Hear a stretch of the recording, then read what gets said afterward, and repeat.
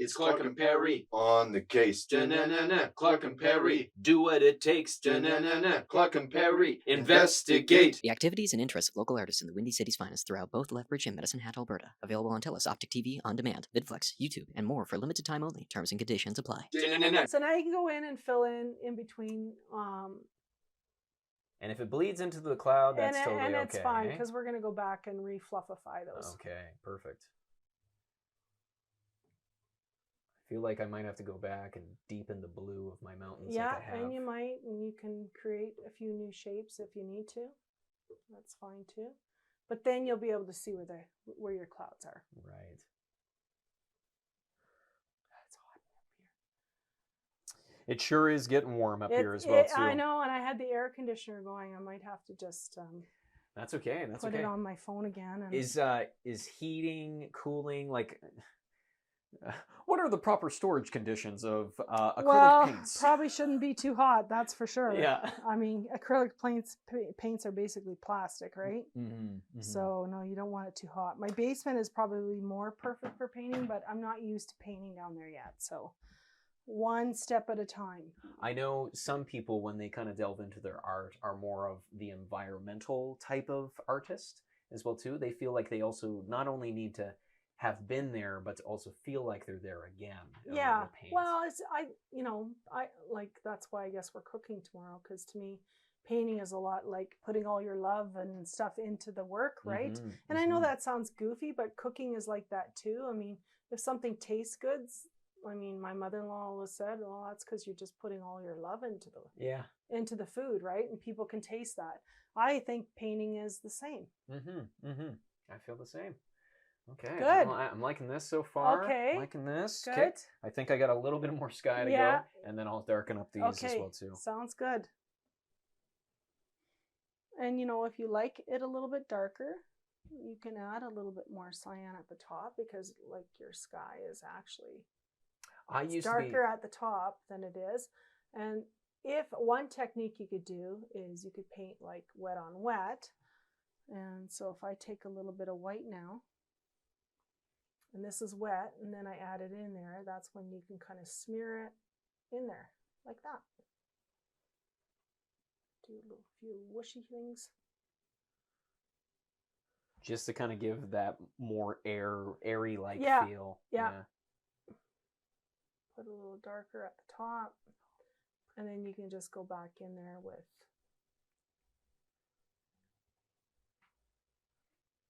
and they're not done yet, because we're going to add some purple next. We're going to add the shadow side of the clouds. Clouds are kind of never ending. You can fiddle with them for a long, long time, I find. But and on something so imprecise, you could try to be as precise as possible as well too. So if you find that, okay, now you messed up your clouds, now you just want to go back in with a little bit of white again. And then just relayer. Yeah, relayer and touch the back. See? Sometimes I add yellow, a little bit more yellow in my clouds, just to make them a little bit more interesting.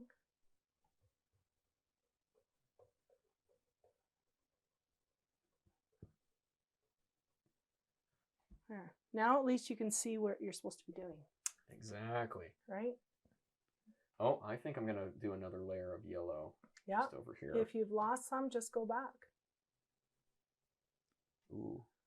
There's no rhyme or reason to what we're doing. We're just kind of doing what feels natural. If you like I forgot my primary colors.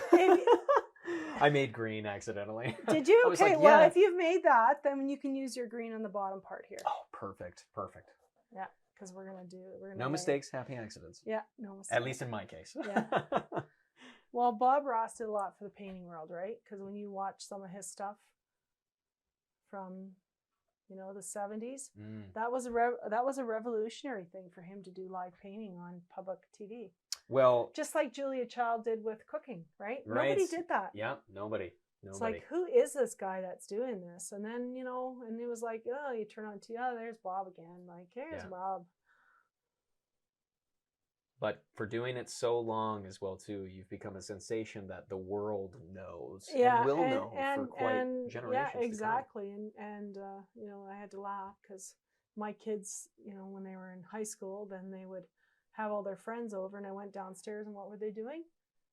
Drinking beer and watching Bob Ross. So meditative, they said. Wow, wow. Well, I mean, Was I allowed to say that? Sorry. Oh, absolutely. All kinds of parties can go and enjoy something so tame, so... Well, and yeah, so he did a lot for the art world. Yeah. Like, all right. Good? I think so. Okay. Yeah, we're pretty much same caliber and everything. Yeah. yeah. So if you Can't tell the difference. if you wanted this to be back to your yellow, you'd have to paint it out with white. Paint it out with white. Right. Lighten that up because I was starting to find a lot of green. And then when it dries, then you'll be able to paint on top of it. Gotcha. Well, let's pick up some white. There we go. There we go. Okay, you got me on the right path now. Okay, perfect. There we go. Let's just get that. We'll just wait for that to dry a little bit.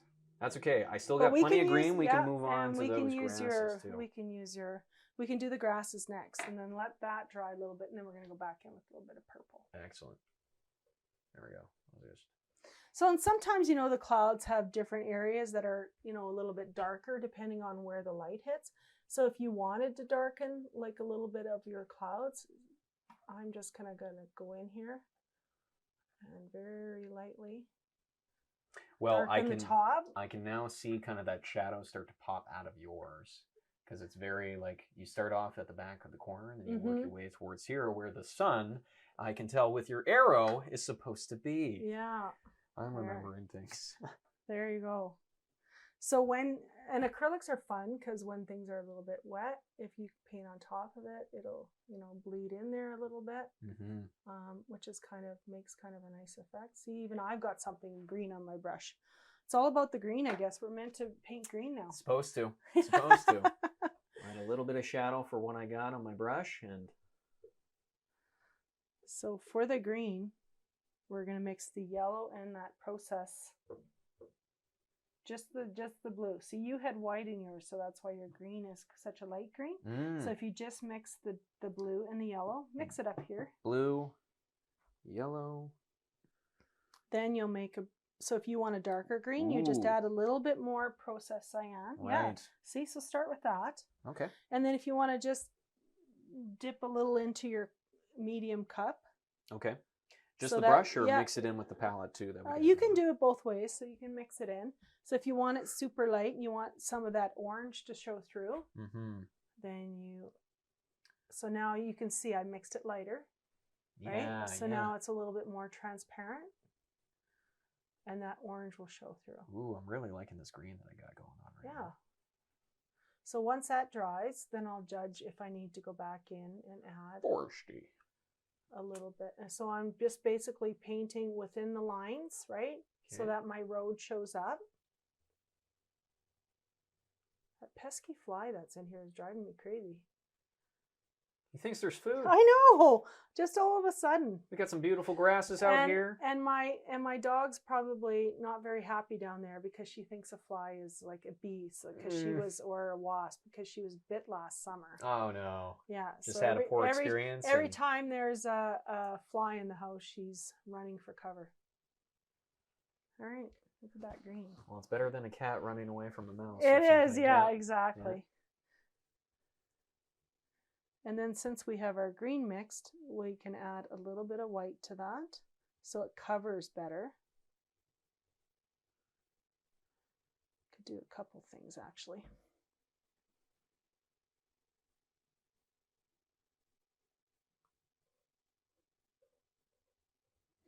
So for these back hills to show up now, I have to add a little bit of white. Let's see all the goop I have on my brush. Another just little touch onto the wall. Onto the wall, see? Okay. So for you, for it to show up on that dark blue, you're going to have to add white. So you need an opaque color on top of it. Okay. So you're going to mix to your green puddle that you have here. To this green? Just add a little touch of white to that. Okay. To this green puddle. Little touch. Scoop a little bit. Out there? Yeah. And mix it in. And then add a little more of your process blue.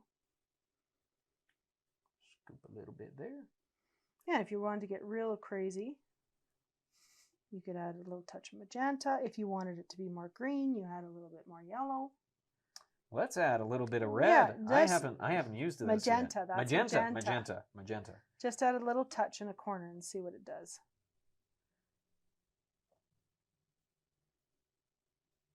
Ooh. You might need a little bit more paint. So that really darkens it, right? Yeah, yeah.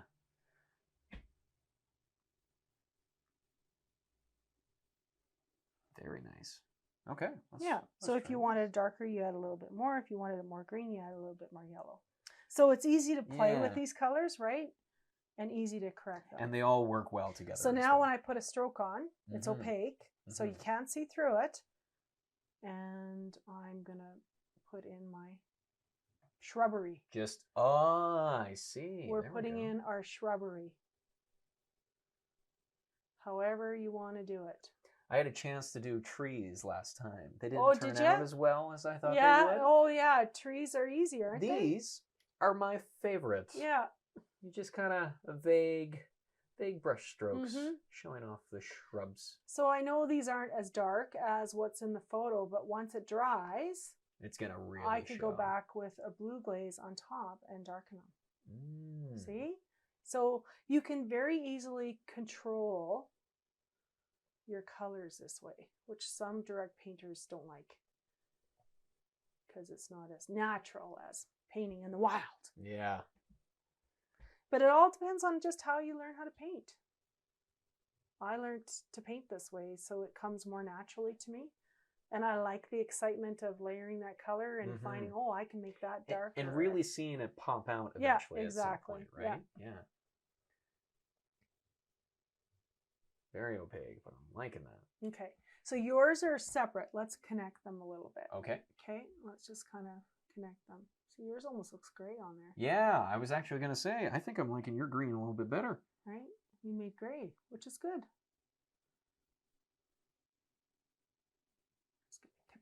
And a good mix of green, too. We like it. We like it. All right. Okay. So your yellow. So if you want that yellow sky, it might be somewhat dry enough that you can go back in and paint like a yellow orange. Okay, let's try it. So if you could use a glaze to do that, right? So if you have a little bit of yellow with some of your glaze, a clean brush, you might need this brush. Trade ya? Yeah. There we go. Just put that in there for now. A little bit of yellow. With some glaze. A little bit of glaze. Yeah, just do a stroke. You might need a little bit more.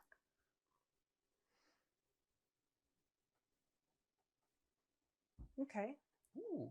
Yeah. Very so now bright. just go over that little part of the sky. Okay. Maybe it's still a little too wet. Might be. We'll just wait on that. Let's work on your clouds. So we got lots of other stuff to do. So let's do purple on your clouds. Okay. So to mix purple, it's blue and magenta. So that pinky color. I'll grab a different brush. Yeah. Blue and I got lots more brushes if you're getting out of low on brushes. Okay. And so that's going to make a color kind of like that. Just put it there. Use a little more paint. Be generous. There. Now put a little bit more blue in there. Okay, now add a touch of white.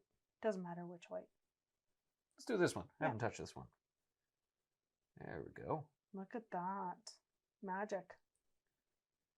It's magic. So on your clouds, because we want them to be shadowed, that's a fine purple color. So let's say you wanted your clouds to be, let's say, a little bit more on the magenta side, which is warmer. I think is warmer. So then you would add a touch of more magenta just on one side. And it turns it a little bit more of a violet purple. Yeah. Yeah, and then you could add a little, just a touch of white. There you go. Oh, that really pops. Now, that's perfect. Okay, so that's kind of what we want to use on the underside of our clouds. On the underside, okay. Yeah, we're going to make a shadow. And again, don't worry if you put it on too heavy. You can always go back over with white. And what I call is fuzzify them. Fuzzify them. Yeah, super technical term, fuzzifying. Well, you kind of mentioned something along on the lines of like pulling away the clouds for the most part. It makes me think of cotton candy right now. Yeah, You're just does kind of it? pulling it Yeah. to like pulling it apart and all that. Yeah. It's looking nice. All right. So if we're going to put our purple on our clouds. I'm going to see what so you do you see first. how I have, like, you can tell that there's purple on there. Yes. And then I had painted over top with a Yeah. white transparent glaze. So if we wanted to put it for demo purposes, if we wanted to do it a little bit thicker, like to me, that's fairly dark. I don't know if I want it that dark. So I'm going to add a little bit of white to my purple and lighten it up a little bit. I'm going to be able to use these hands here pretty quick as well too. Maybe just see? doing a little bit of finger painting. Look at that. Okay, let's try this out. So if it's too dark, just put a stroke down. If it's too dark, then add a little bit of white. So kind of on the underside of your clouds, we're adding this purple. What are you thinking? Too dark? Too light? Little too, I would add a little bit of white. Okay, let's add a little bit of white. Let's add this lighter white, generous amount.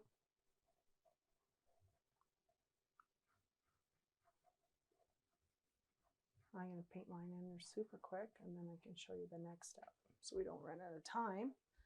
What time do we have to be done at?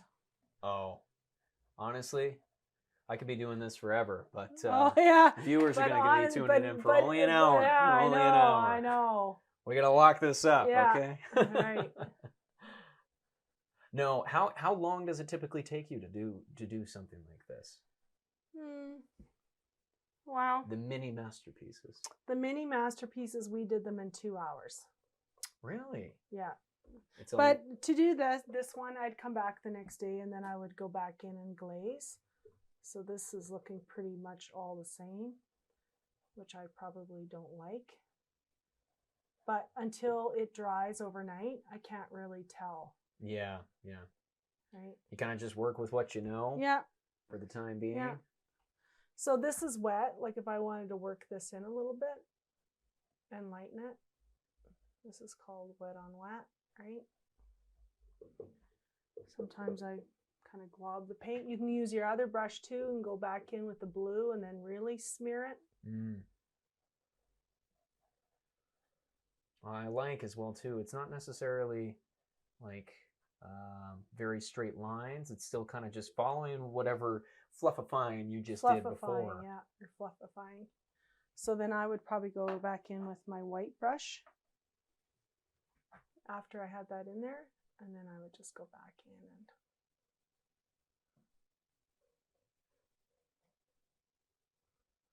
and I had green on my brush, which probably wasn't good.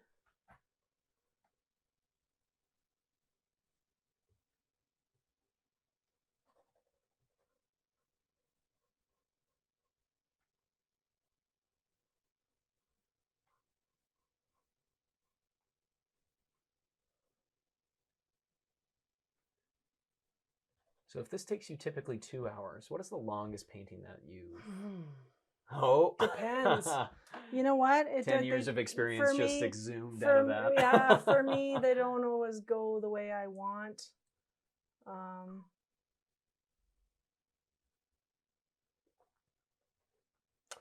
did the Medicine Hat Hospital painting, and that was from an old photograph from the archives because the hospital's been gone since the 70s. Right. And that was a lot of work because I do a lot of buildings. I do a lot of house portraits. That's right. People sell their houses and they want to,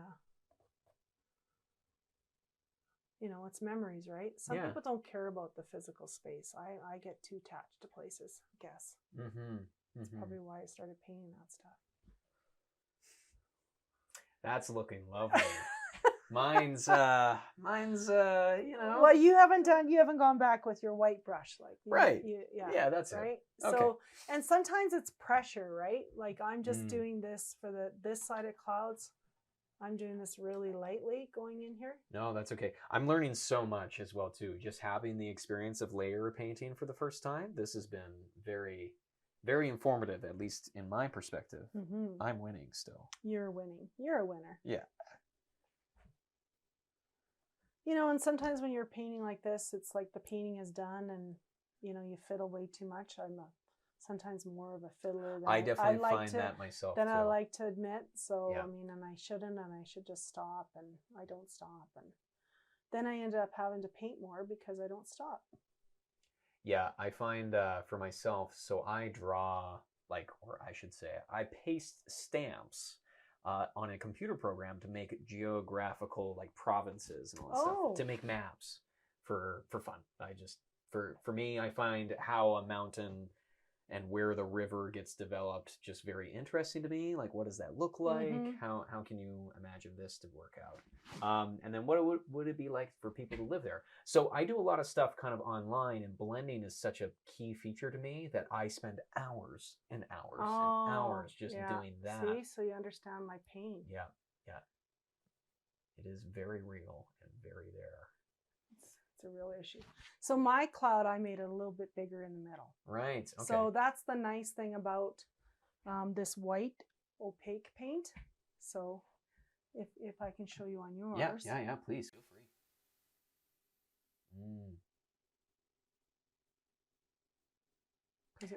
To kind of capture that. Yeah. That so you want that clouds. layer. Yeah. You kind of want that layered look, right? That's good. Okay. So sweet. this thick opaque paint allows you to paint in front.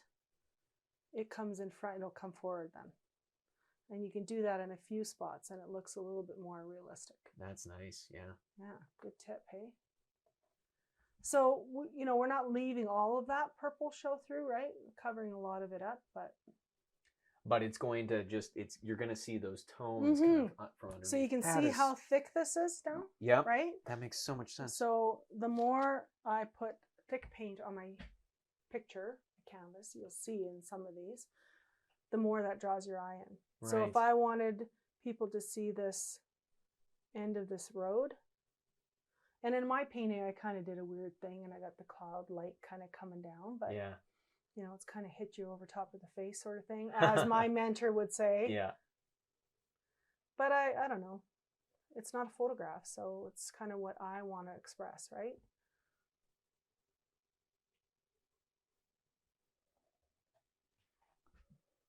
Yeah, so if I wanted finally understood just painting over the shadow, it's starting to pop for me. It's starting to pop for me. There you go. These are definitely my clouds. And don't forget to use your fingers too, right? Yes. Absolutely. Finger painting. Finger painting's great. So when you first started, how did you, where exactly, what type of canvases did you first start on? I don't think I started on canvas. I think I started, I always painted on wood. Wood? I don't know why. I think because it was less expensive and I was a stay-at-home mom. Right. And I just needed something to paint on, and my husband has tons of wood pieces in the garage. I think everybody's got a workplace somewhere nearby that they can find some tossed away palettes. And so I always started on wood, and I don't know, I like wood.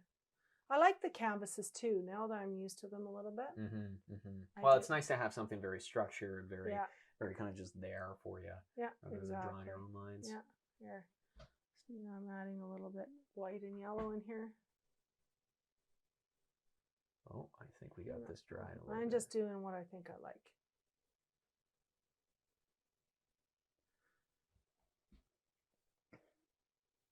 Going back to this yellow. Okay, perfect.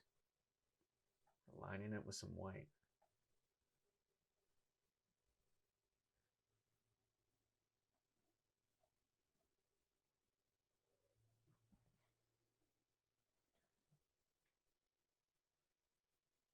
Is it dry? I think it was. I lined it with some white again. Oh, okay. Good. I think I was going to see how far I could get with this.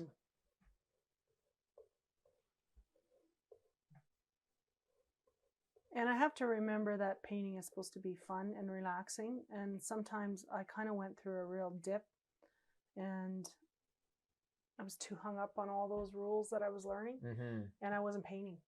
Yeah. Because I was like, oh, no, I'm not doing this right, and I'm not doing that right. And in the end, who cares? Right. Right? Like, you have to paint because you love doing it. And now I just, I know that should be this. And compositionally, that should be that. And, yeah, I could fix that. But you know what? Maybe I'll get that the next painting. Yeah. Because I wasn't painting at all. That's the bad part of it. And it's like, oh, can't tell you how empty my life was. Well, what did you do besides paint? I was always in business. Really? Yeah. Well, I went to school here at the college for art and design. Mm-hmm. And I think we have your degree just sitting up there. Yeah, that's my, which one is that?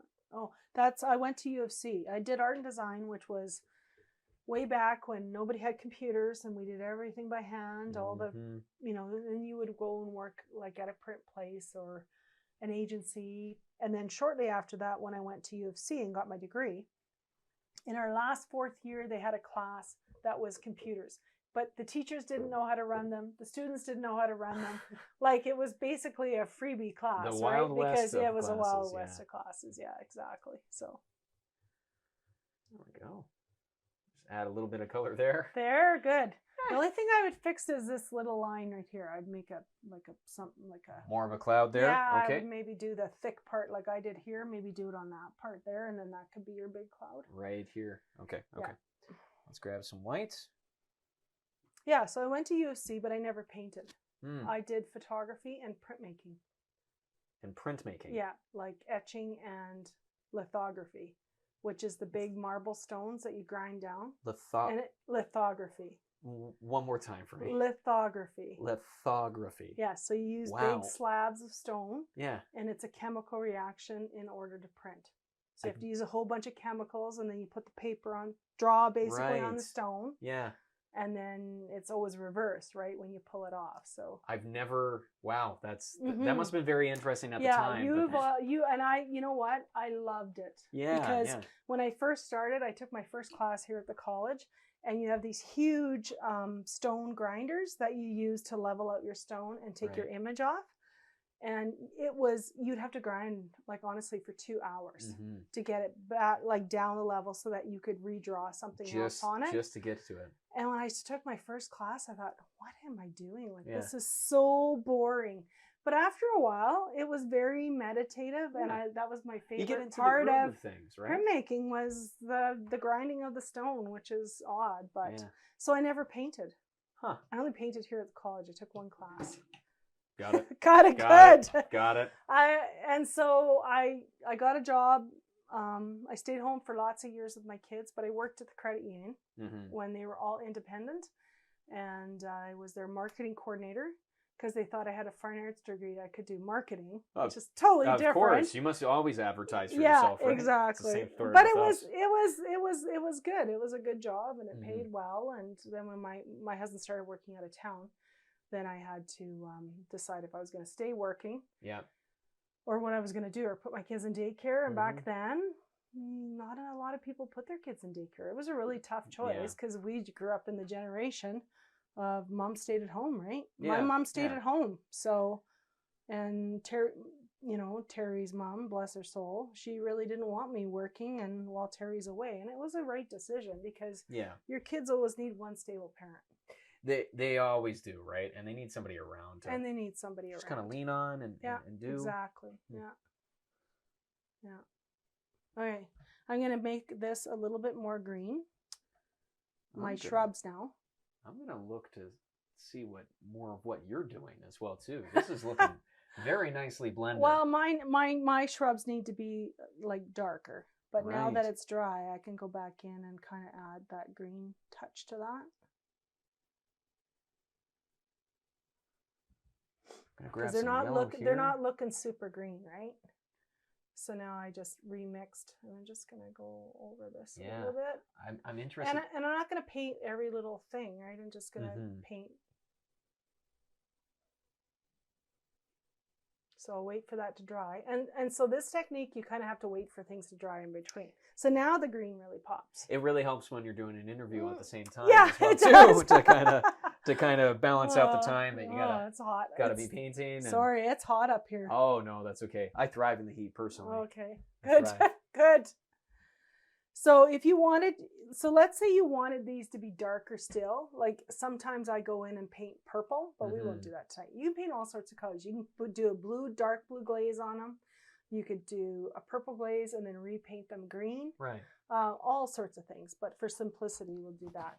But you always kind of want like a little bit of a highlight. So if the sun's coming this way and I wanted to highlight them, I'm just going to take that little bit of light green and just pop them in a few spots. Ah, I see. Okay. And if I wanted it to be brighter, then I would add a little bit of white. Here, I'll just show you. So.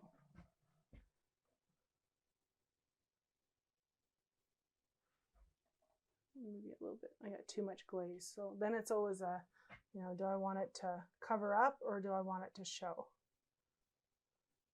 So you see that little bit of white? Yeah, yeah. Really helps with the highlights. Mm-hmm.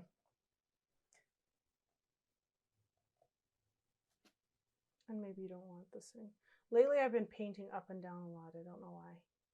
Change it up. Could pop a little bit of yellow in there too if you wanted. So it's kind of, if you wanted to be expressive, there we go. See, I got a little bit of yellow. It's kind of whatever you're feeling at the moment. Yeah, kind of.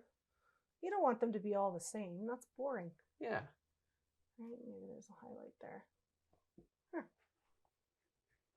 So now I've got green here. I can go back in and put some of my, touch up a little bit more of my green on my grass. Mm-hmm. How much does dry brush typically take in your painting as well too? How much more of a role does that take? I dry brush a lot. A lot. So this is dry brushing here at the end. Yeah, and I usually dry brush the highlights in or the very, very darks. Right. Because I find I can control that the most. That makes a lot of sense too, because it's so like minuscule. I find Mm-hmm. I find it's the small motions. That Did you dry brush a lot in the other class? I think I'm a dry brusher. Yeah, I like dry brushing. It kind of comes down to that meticulous detail. I've hardly put my brush in the water. Yeah. So I like it. So if I was going to dry brush on top of this here, I would take a little bit of yellow. I could glaze on top of there too, but if I was going to dry brush on there,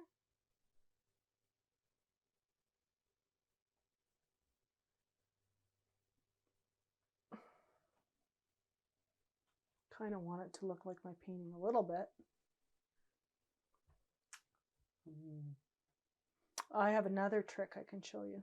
Ooh, I'm excited. Okay. So I really love my sky. Are you liking my your bottom sky? half. My bottom half is I think it's sick. Well, we got a trick for that. So when students mess up in the class, I get them to glaze the whole area with one color. The whole area with one color. Like magenta or something, and then go back in and paint. Oh, wow. So it's just, it kind of simplifies things so you can see things a little bit better. Yeah. So I use a paper towel lots for my dry brushing.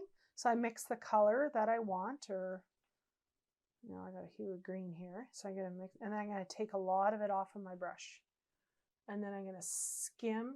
It's probably not bright enough. Probably need to have more yellow on here.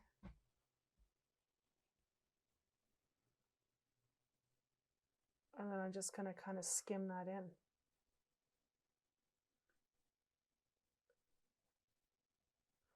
And you really see the difference, especially kind of like captured right in that bottom. So that's dry brushing. You can do the same with glazing, right? I could glaze in just like one or two spots. So if I took a whole bunch of yellow and some glaze, and I wanted it really bright on this side, so now I'm using the glaze.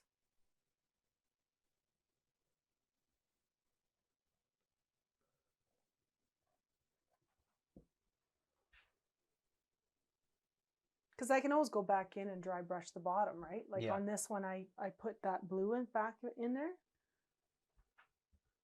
And you can do that.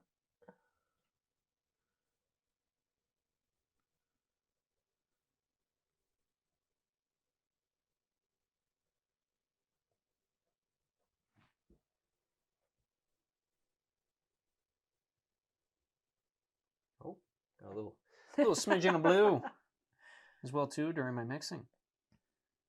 So if you wanted your clouds to be a little bit more colorful, you could add magenta in there, a little bit of that pink.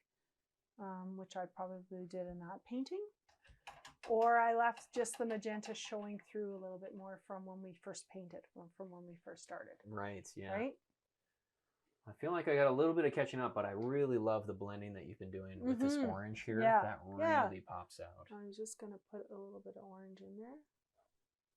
And I didn't paint that in. Right. And then if I wanted to just put, like, let's say I want this bottom part to be more yellow. Now I'm back to glazing again.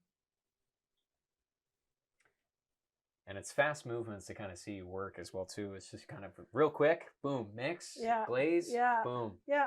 You know exactly what you need at the time. So in the class, we did magenta on this bottom corner. So I've got some magenta here just so you can see it.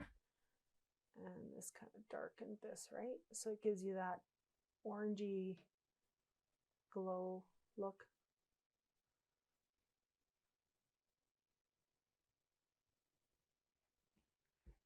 Could add a little bit. I like magenta. I paint a lot with magenta. I really like magenta, so I tend to layer a lot with it. Here. I feel like mine needs to dry, but a quick comparison between the three that we have so far as well too. We got, I call this the bottom sick. I call this the bottom sick. But I really love to see kind of all this, like, I'm really excited to see what this looks like dried. Yes, so I'll have to finish it. Do I have to have it done for tomorrow? Oh yeah, hey, we can touch on things. That's right. We're gonna be back here tomorrow with you, of course, to get to know a little bit more about yourself, delving more into your artistic story, and kind of featuring a little bit more of cooking as well too. Oh yes, we're gonna cook. You have an amazing passion, I hear. Yes, I do. I love to cook. That's good. Well, thank you so much, viewers, for tuning in thus far. I hope you've enjoyed what we've put you through so far. Once again, this has been the Windy City's Finest. I'm Clark. He's Perry. This has been Theresa Eisenbarth. Eisenbarth. I knew I was going to get it. I just needed a little bit. Thank you again once more for tuning in. We'll catch you again next time. Catch us tomorrow. It's Clark and Perry on the case. Clark and Perry, do what it takes. Clark and Perry, investigate. The activities and interests of local artists in the Windy City's Finest throughout both Lethbridge and Medicine Hat, Alberta. Available on TELUS, Optic TV, On Demand, VidFlex, YouTube, and more for limited time only. Terms and conditions apply.